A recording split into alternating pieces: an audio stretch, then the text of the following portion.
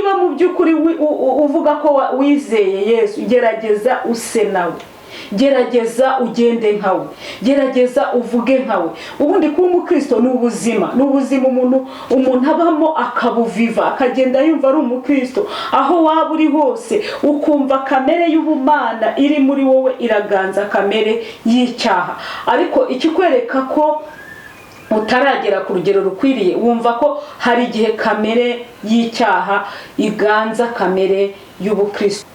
Imana ishimwe. Reka hano haravuga ngo bazanafata inzoka na skoropiyo. Ni ukuvuga ngo ikintu cyose cyakwishyira hejuru, Uwiteka yaduhaye ubwo bushobozi. Umuntu hari ukuntu wenda yirwanaho n'iki, ariko mu by'ukuri abakozi b'Imana cyangwa abakristo bakwiye kwiga kubana na Yesu neza, bakanabana n'abantu amahoro. Njyewe rero naratangaye, ntabwo nari nzi yuko umuntu witiriwe izina ry'Imana ibyo bintu bishobora kumugaragaraho. Arabohora TV, Arabohora TV, ishakiro ry'ubutumwa bwiza, umusemburo w'agakiza. Arabohora TV.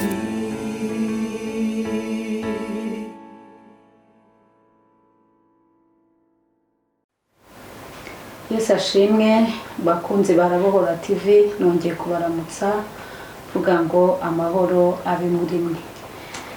Tumaze igihe turi mu masengesho twitegura Pasika, kuzuka kwa Yesu.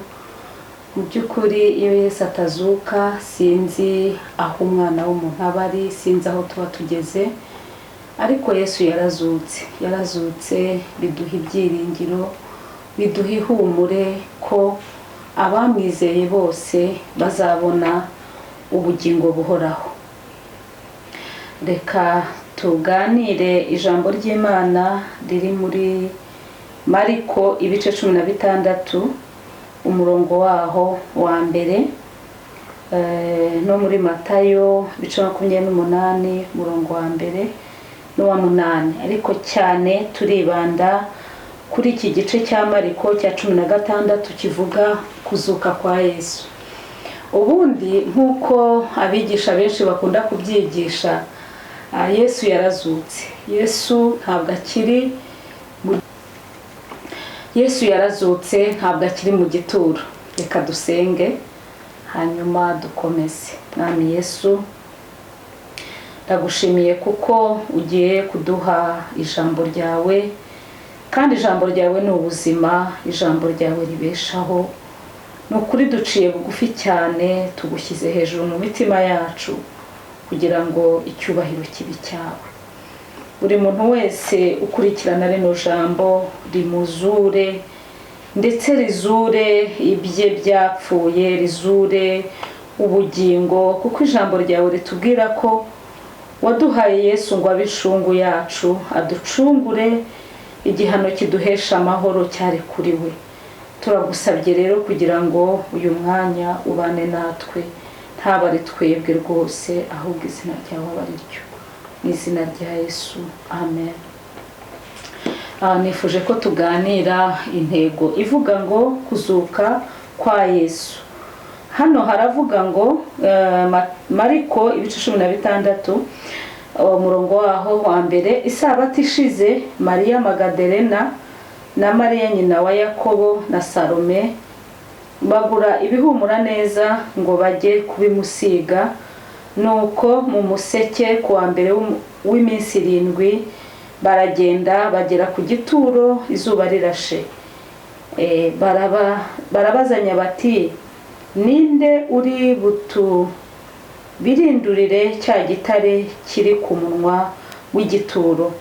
Ariko bararamye babona igitare kibirinduwe hirya, nubwo cyari kinini cyane. Binjiye mu gituro babona umusore wicaye ruhande rw'iburyo wambaye umwenda wera.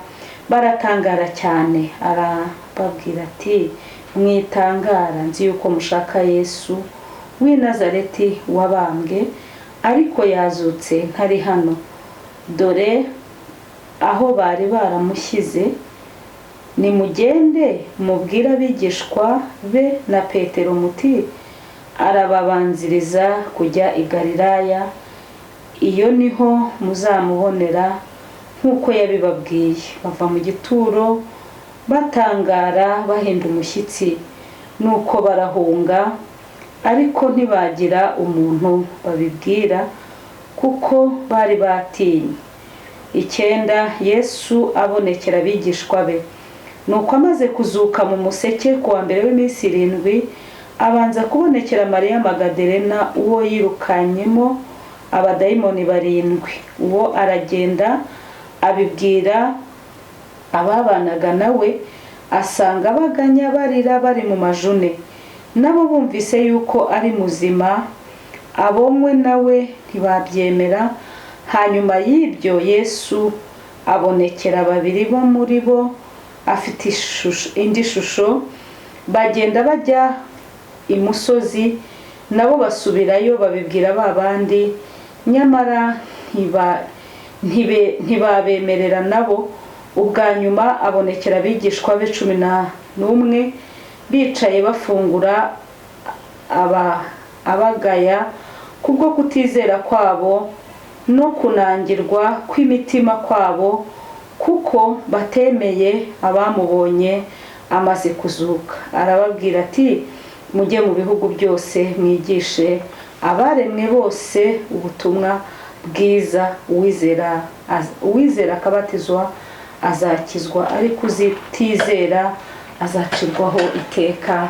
Imana itugirire neza. Ndumva nshaka kubabwira muri make ukuzuka kwa Yesu. Mbanze mbifurize Pasika nziza mwese abiringira Umwami Yesu, mwese abakunda Umwami Yesu, mwese abafite ibyiringiro byo kuzabona Imana.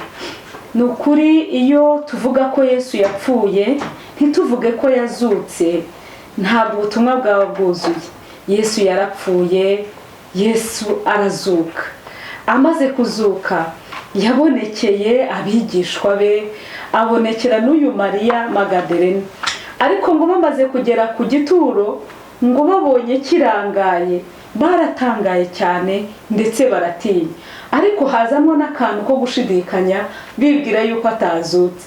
Ariko mu by'ukuri Yesu yarazutse, kuko hano haratubwiye ngo hari naho Yesu yicaranye n'abigishwa be, atangira kubagaya uburyo batizera, kuko yari yarababwiye ngo nubwo nzapfa ariko nyuma y'iminsi 3 nzazuka. Yesu ashimwe cyane.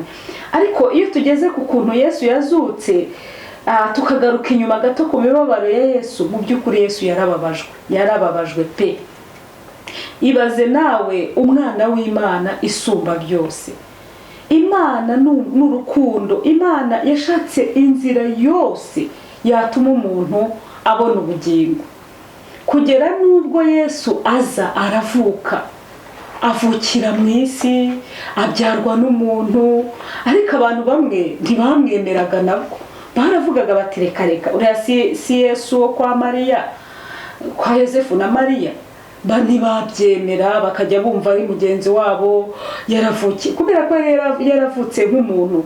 Kandi impamvu Imana yemeye yuko avuka nk'umuntu, akabaho nk'umuntu, kwari ukugira ngo mu by'ukuri abantu bose be kuzajya bitwaza ngo nambaye umubiri, ngo ntago nabishobora. Yesu yambaye umubiri, Yesu arakubitwa. Ibaze noneho gukubitwa ari umwana w'Imana. Mu by'ukuri nituvuga iri jambo ry'Imana, ujye wishyira mu mwanya nawe wumve ubaye ufite ubwo bushobozi.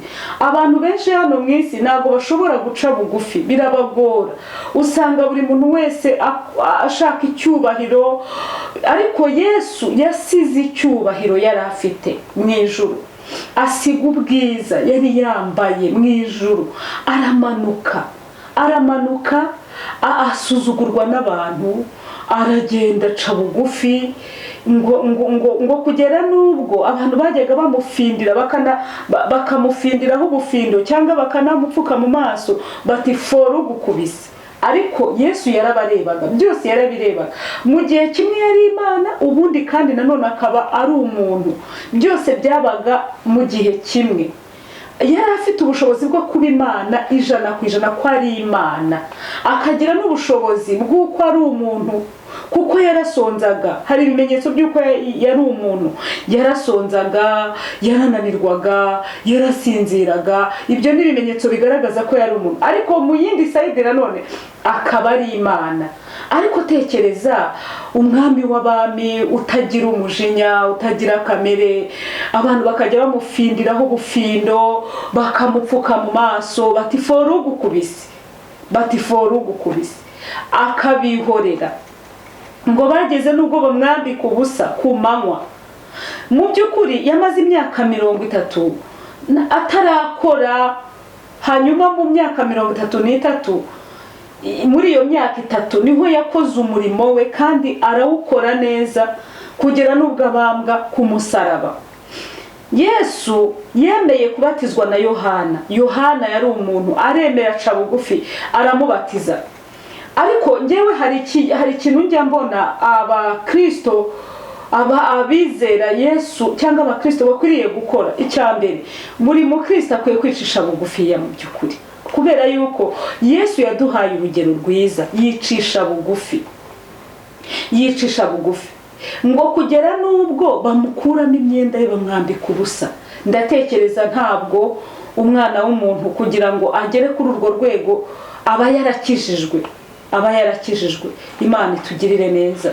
Usibye no kwambika ubusa, bamuciriye n'amacandwe.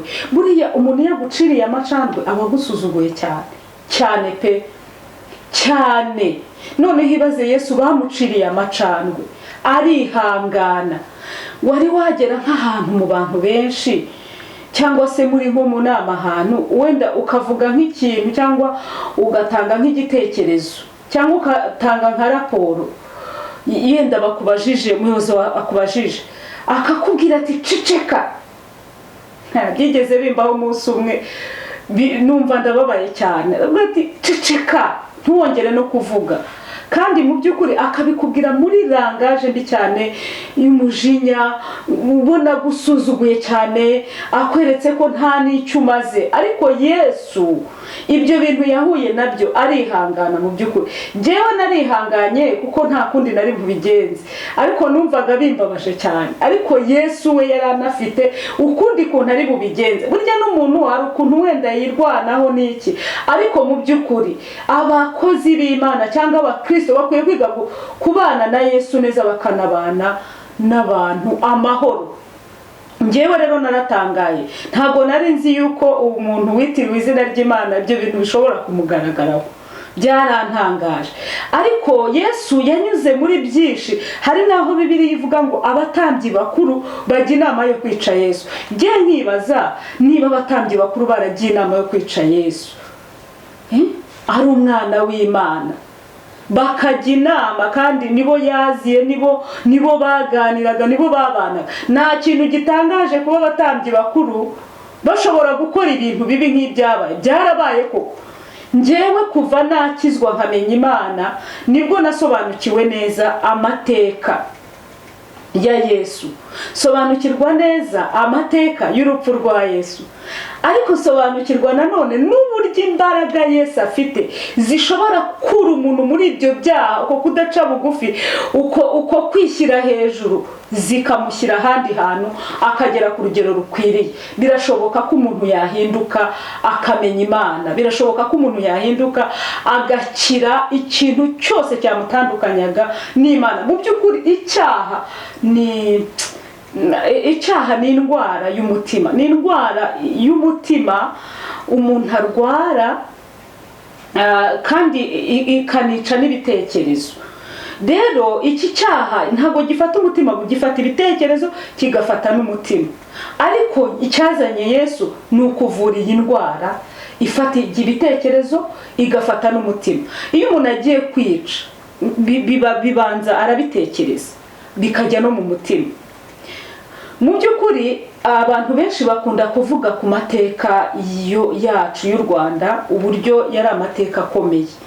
wenda twebwe turi bato tuzi aya nyuma yabaye, nkanjye wenda nzi ayo nabonye muri 1994. ari amateka nayo yarakomeye cyane, aho umuntu wabonaga imbere yawe. Ngeyo mvuga ibi ngibi nuko mba narabibonye. Hari n'ibintu umuntu aba yaranyuzemo cyangwa yarabonye adashobora guhita avuga bitewe n'igihe. Hari ahantu mu by'ukuri narindimo mbabwira ngo urupfu rwa Yesu rwabaye umuti uvura icyaha, ndetse urupfu rwa Yesu nirwo rwonyine rwashoboye guhanaguraho inzandiko Satani yaturegeshaga imbere y'Imana. Yesu uburyo yabayeho bwari uburyo butangaje, ubona yuko kuba ari umwami akabaho muri ubwo buzima, ari umwami w'amahoro, ari umwami w'ibyishimo, ari umwami w'ibyiringiro, akemera kubabazwa. Hari ahantu njya nkunda cyane ngo yageze ari ku musaraba, ni muri Matayo 27 wenda 37 ukomeje icyo gice cyose. Hari aho yavuze ngo Eli lama sabakitani, Eli lama sabakitani, bisobanurwa ngo mana yanjye niki kikundekesheje. Avuga aya magambo Yesu yayavuze afite umubabaro mwinshi, ariko abamwumvaga ngo bamubambye ahantu igorogota. Noneho ngo abantu bose abahisi n'abagenzi bakajya bamushungera, bakajya bamucira mu maso, bakamugira ikivume. Ariko nukuri Yesu sinzi niba navuga ngo yari umwana w'Imana, yari umwana w'Imana. Naringiye kuvuga ngo Yesu yari umuntu mwiza mu by'ukuri. Ntabwo ibyo bintu ntabwo byumvikana, n'igihe ubyiyumvisha nk'umwana w'umuntu ukumva birarenze. Ariko Yesu yakoze byose kugira ngo twebwe abantu tubashe kubona ubugingo cyangwa tubashe kubona amahoro. None hamaze ngo agiye gutanga aravuga ngo Eli lama sabakitani, bivuga ngo mana yanjye niki kikundekesheje. Amaze kuvuga ayo magambo, abandi baramushungera ngo nimwumve wa mugabo ngo arahamagara Eliya. Mu by'ukuri bakoraga ibintu byose nko kumutera umujinya, ngo bamusomesha spongo, ibintu birura cyane, bamufindiraho ubufindo, bamwambura umwenda we, bamukorera ibibi byinshi. Ariko ngo hari umucamanza umwe wavuze n'abari Pilato, aravuga ati mbabohorere nde. Ngo mu mihango yabo bagiraga umuntu babohora muri iyo minsi mikuru, ngo baravuga ngo tubohorere Baraba. Ariko we yabibabwiraga yumva wenda bagiye kuvuga ati tubohorere Yesu, ariko baravuga bati Yesu nabambwe. Imana itugirire neza. Umwami w'amahoro bamubamba shonje, bamubamba afite umubabaro mwinshi. Ariko ibyo byose yabikoze kugira ngo ngewe nawe tubone ubugingo buhoraho, ngewe nawe tumwizere, ngewe nawe tumwiringire, ngewe nawe ahari umubabaro, ahari agahinda, ahari nimba habashe kujya umusaraba wa Kristo. Umusaraba wa Kristo waraturuhuye, umusaraba wa Kristo waratubohoye, umusaraba wa Kristo waduhinduye abana b'Imana. Imana ishimwe cyane. Njya ntangazwa nuko abantu bamwe batarumva izi nyigisho z'umusaraba. Mu by'ukuri abenshi ntago bazumva, ntago bazizera, ariko nukuri ndagira ngo nguhamirize uyu mwami wapfuye akazuka. Hano haravuga ngo uzamwizera akabatizwa azakizwa, ariko utizera azacirwaho iteka. Imana itugirire neza. Hari nawe yanavuze kuri 17 muri Mariko ibice byaho 16:17 ngo kandi ibimenyetso bizagumana n'abizera, ngibi bazirukana abadayimoni mu izina ryanjye, bazavuga indimi nshya. Imana ishimwe. Reka hano haravuga ngo bazanafata inzoka na skoropiyo. Ni ukuvuga ngo ikintu cyose cyakwishyira hejuru, Uwiteka yaduhaye ubwo bushobozi bwo gukandagira imbaraga zose z'umwijima. Imana itugirire neza. Mu by'ukuri reka mbabwire, nta kindi kintu twakwitura Yesu usibye kumwiringira. usibye kumwizera, usibye kuva mu bitekerezo bibi, usibye kuva muri uko kwishyira hejuru, usibye kuva muri uko guhora wicira urubanza ariko ntunafate umwanzuro, ahubwo ugafata umwanzuro ukavuga ngo shingiye kuri iyi mibabaro Yesu yababaye nanjye ndamwakiriye. Mu by'ukuri abanyarwanda muri rusange mwaciye mu bintu bikomeye, mwaciye mu bintu bikomeye, muza amateka ukuntu y'intambara cyangwa ukuntu ayo mateka, hari bamwe bajya bavuga ngo intambara ya mbere y'isi yose, ngo intambara ya kabiri y'isi yose, mbese bakagenda babivuga, bakavuga jenoside y'abayahudi, bakagera naho bavuga sinzi n'indi jenoside numva ntayibuka neza, ariko reka wenda nivugira iyo nzi ngewe no kuba waraciye muri iriya jenoside yabaye muri 1994 ukayinyuramo, ukaba uri muzima, ukaba utarapfuye, ukaba ugenda uri muzima, mu by'ukuri wagakwiriye kwizera Umwami Yesu, wagakwiriye kumwiringira. Reka mvuge ngo muri iriya jenoside cyari ikintu hari ubona, nubwo yenda nari muto ariko wabonaga ari nk'isi kuguyeho, ukagenda ukabona abantu barapfuye, ukagenda usimbuka imirambo, ukajya kubona ukabona imbere bararashe, inyuma bararashe, ariko Imana ikakurinda. Biratangaje, uburinzi bw'Imana buratangaje, ukabona abantu barapfuye imbere yawe, barahaguye, abandi baguye inyuma yawe. None ukibaza ni iki wowe watanze kugira ngo udapfa, kugira ngo ubukiriho? N'imbaraga za Yesu, n'imbaraga z'urukundo rwe. Niyo mpamvu nababwira ngo bene data, ubishobojwe ukiringira Umwami Yesu ugakizwa, byakugirira umumaro cyane. Imana ibaha umugisha. Ntago wenda ndi buvuge ibintu byinshi cyane, icyo nashakaga kuvuga nuko Yesu yapfuye kugira ngo twebwe abari babi tubabarirwe ibyaha. Kuri muri Matayo 27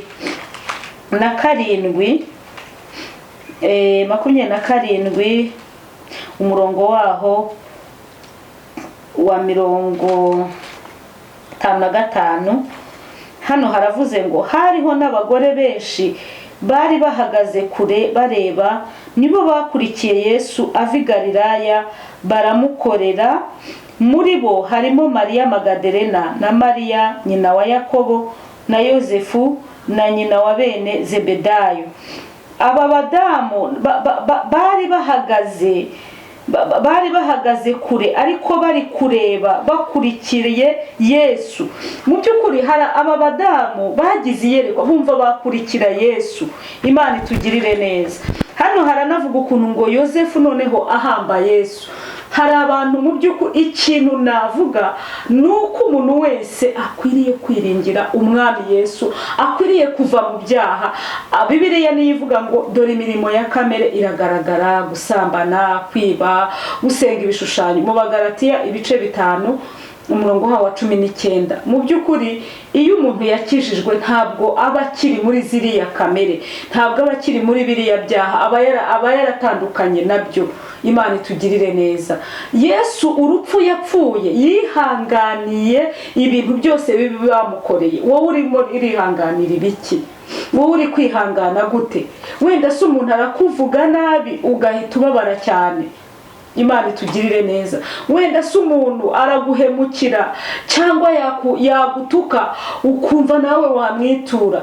Hari umwe wigeze kuvuga ngo iyo Yesu atazuka biba byaragenze gute? Hacu haba hari bagiranye. Ariko hashimwe Yesu we wanesheje kuzimu na Satani. Hashimwe Yesu we wikoreye ibyaha byacu mu mubiri we kugira ngo tubone amahoro. Hashimwe Yesu we wikoreye imibabaro yose, akavuga ngo yemwe abarushye n'abaremerewe nimuze musange ndabaruhura. Nta wundi muntu watinyuka kuvuga ayo magambo ngo avuge ngo yemwe abarushye n'abaremerewe nimuze musange ndabaruhura.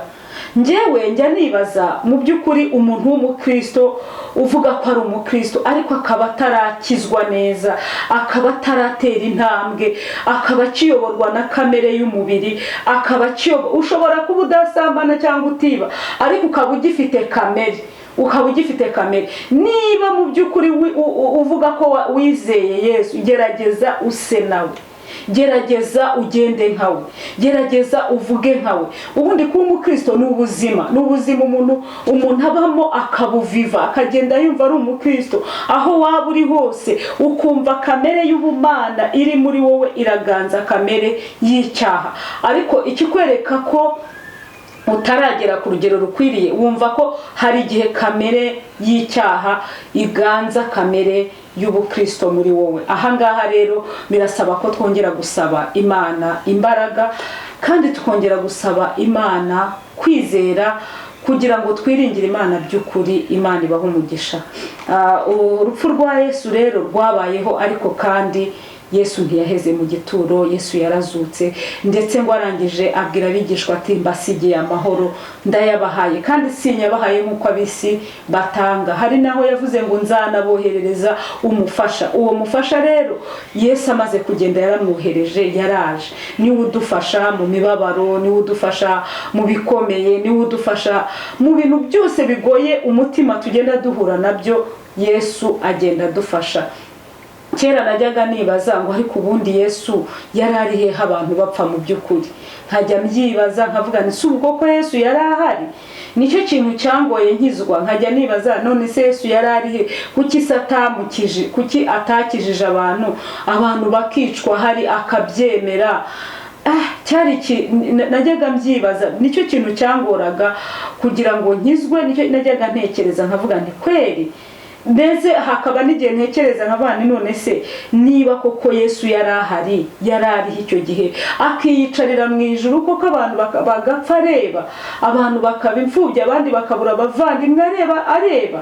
Nkajya mbyibaza. Ariko icyo gihe nanjye nari ngitekereza nyine nk'umuntu, ariko mu by'ukuri umuntu akijijwe atekereza nk'umwana w'Imana, atekereza nk'umuntu wavutse ubwa kabiri. Imana ibaha umugisha rero. Nagira ngo mbifurize Pasika nziza, kandi mbabwire yuko Yesu yazutse kandi yaranesheje.